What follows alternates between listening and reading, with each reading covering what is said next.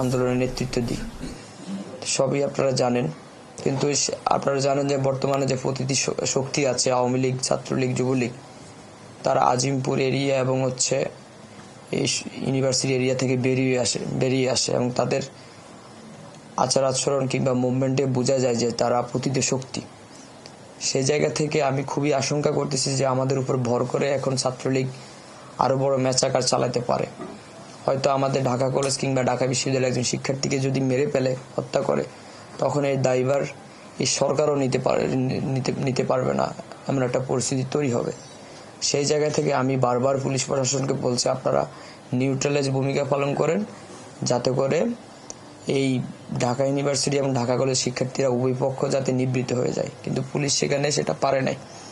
তারপরে আমাদেরকে যখন পুলিশ অনবরত সাউন্ড গ্রেনেড ঢাকা কলেজের দিকে মারতেছে, তখন আমি নিজেও একবার আমাদের চন্দ্রিমা মার্কেট, আপনারা যেটা চিনেন, নিউ মার্কেটের, সেখানে আমি পড়ে যাই। তখন আমি চিন্তা করলাম না, আমি পুলিশের সাথে আরেক দফা কথা বলি।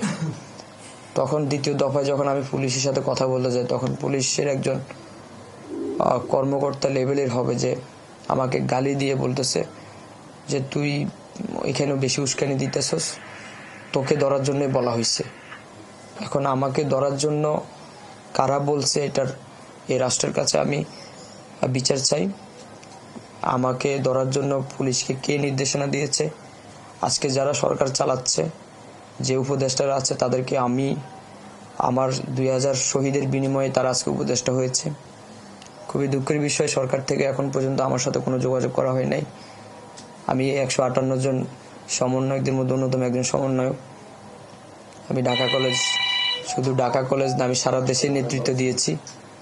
তা আজকে আমি একজন সাধারণ মানুষ হয়েও বলতে চাই যে আমার নিরাপত্তা কোথায়? তাহলে আমি একজন সমন্বয়ক হয়েও আমার নিরাপত্তা নাই। আমাদের যে আরো সাধারণ মানুষ আছে, শিক্ষার্থী আছে, তাদের নিরাপত্তা কোথায়?